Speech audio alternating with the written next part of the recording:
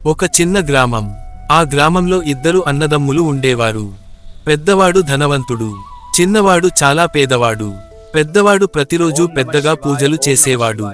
పాలు, పండ్లు, పుష్పాలు పెట్టి ఘనంగా అభిషేకం చేసేవాడు. గ్రామస్తులందరూ అతన్ని గొప్ప భక్తుడని భావించేవారు.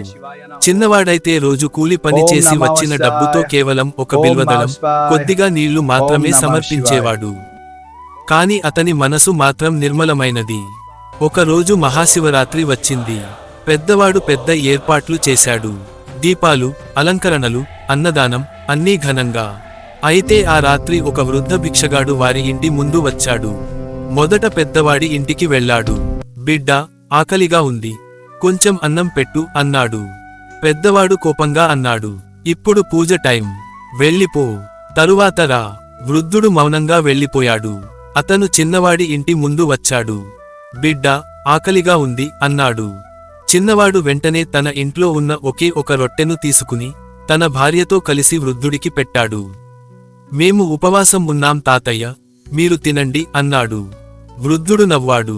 ఆ క్షణంలో ఆ వృద్ధుడి రూపం మారింది. అక్కడే ప్రత్యక్షమయ్యాడు మహాదేవుడు. నిజమైన భక్తి పూజలో కాదు, పరోపకారంలో ఉంది అని ఆశీర్వదించాడు. చిన్నవాడి ఇల్లు క్షణాల్లో వెలుగులతో నిండిపోయింది. సంపద, ఆనందం, ఐశ్వర్యం వచ్చాయి. పెద్దవాడు తన తప్పు తెలుసుకుని వినమ్రంగా క్షమాపణలు కోరాడు.